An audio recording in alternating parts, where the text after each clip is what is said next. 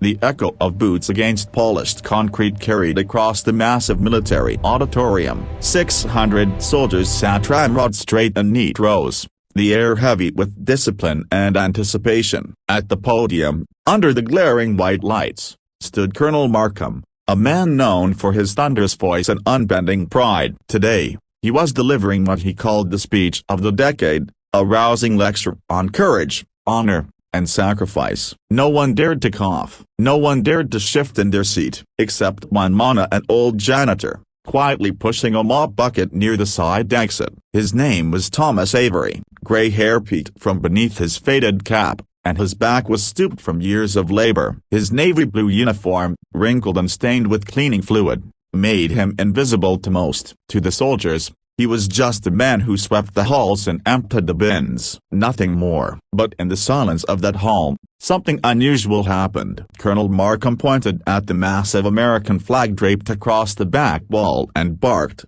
"Courage is what wins wars. Courage is never surrendering. A soldier who falls back to protect the wounded is a coward because war demands forward, not backward." The words sliced through the air, crisp and commanding. But they also hung very uneasy, like smoke that refused to fade. A murmur rippled among the younger soldiers. Some frowned, confused. Others nodded stiffly, unsure. And that was the moment Thomas Avery stopped pushing his mop. He stood there for a long breath, gripping the wooden handle, his weathered hands trembling, and not from fear, but from the weight of memory. Then, to the shock of everyone, he slowly began walking toward the stage. The sound of his boots, a soft, worn, unpolished was the only noise in the hall. 600 soldiers turned their heads, eyes widening. Who dared interrupt the colonel? "Sir," Thomas's voice was steady but humble, carrying across the stillness, "you're wrong." A collective gasp swept the room. Colonel Markham's face hardened like granite, his jaw clenched, his hand gripping the edge of the podium. No one challenged him, especially not a janitor. But Thomas didn't flinch. He climbed the small steps to the stage, his mop bucket forgotten below. He stopped beside the colonel, every wrinkle on his face telling stories that uniforms and medals often tried to hide. "I've mopped these halls for 20 years, Thomas said quietly, his eyes sweeping over the young soldiers. "Most of you don't even know my name. But before this mop a broken bar I carried a rifle." A hush deeper than silence filled the room. Thomas slowly unbuttoned his sleeve and rolled it up, revealing scars along, jagged lines across his forearm, remnants of fire and shrapnel. A sharp breath escaped the lips of soldiers in the front row. "I was in Fallujah, 2004, he continued, his voice gaining strength. "I saw courage, real courage. It wasn't just charging forward. It wasn't just pulling a trigger. It was men throwing themselves into gunfire to drag their brothers to safety. It was medics refusing to leave the wounded. It was the one sergeant who shielded me when I was too hurt to move a broken bar knowing full well he wouldn't make it home." He paused, eyes glassy now. "If that's cowardice, Colonel, then maybe cowards are the bravest men I've ever known." The entire auditorium froze. 600 soldiers, trained to mass commotion, suddenly felt something stirring in their chests. Respect, doubt, and something deeper, truth. Colonel Markham opened his mouth, then closed it again. His fingers twitched against the podium, but no words came. The steel in his posture began to soften. Thomas turned, addressing the sea of uniforms before him. "Don't mistake noise for leadership. Don't mistake pride for wisdom. And never, ever mistake compassion for weakness. Because in the end, when the battlefield goes quiet and the medals gather dust, the only thing that keeps you human a broken bar is how you cared for the person beside you." For a long moment, nobody moved. The silence was heavy, but this time, it wasn't fear that kept them still. It was reverence. Then, as if on cue, the first row of soldiers stood, then the second, then the third, until all 600 soldiers were on their feet, standing tall, not in salute to the colonel but to the janitor. Colonel Markham stepped back, his chest rising and falling unevenly. For the first time in years, his voice faltered. "Mr. Avery, a broken bar I didn't know." "You weren't meant to," Thomas said softly. "My duty was done long ago. I only stayed here to remind myself that every soldier, every man and woman in uniform is more than just a number in formation." He began to step down from the stage, but a young private near the front called out, "Sir, what happened to the sergeant who saved you?" Thomas stopped, the weight of memory pressing against him. A faint smile touched his lips, both sad and proud. "He didn't make it, but because of him,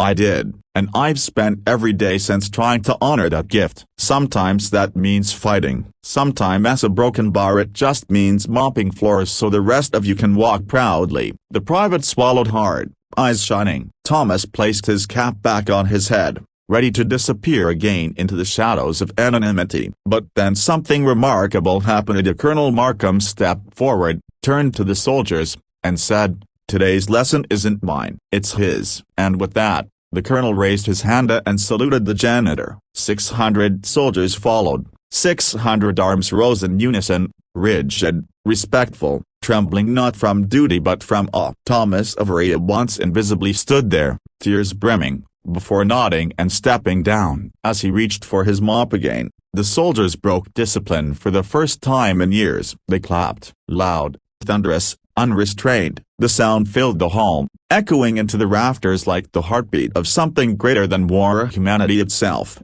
Epilogue. Later that evening, a soldier found Thomas alone in the corridor, quietly polishing a brass plaque. "Sir," the young man asked, "why didn't you ever tell anyone? Why live as just a broken bar janitor?" Thomas smiled faintly, never looking up from his work. "Because son, the world doesn't need more heroes with speeches. It needs people who do the little things quietly, every day. Kindness doesn't ask for medals." The soldier nodded slowly, understanding something deeper than orders or drills. And when Thomas walked away, pushing his mop bucket down the long hallway, he didn't look like just a janitor anymore. He looked like a man who had lived and who had never stopped giving. The thunder of applause slowly faded, but its memory lingered in the minds of every soldier seated in that hall. For many of them, that moment would become more than just a story. It would become a lesson they would carry into battle, into hardship, into life.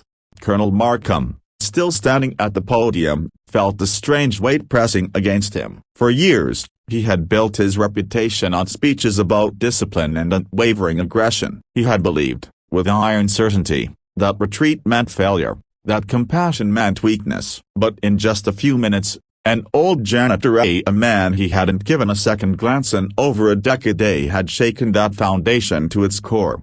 That night, Markham couldn't sleep. He sat alone in his office, staring at the wall of medals framed behind his desk. They no longer gleamed with pride. They now felt heavier, like anchors to a life of half-truths. Finally, he picked up the phone. "Sergeant Daniels," he said softly when his aide answered, "get me Mr. Avery's service record, tonight."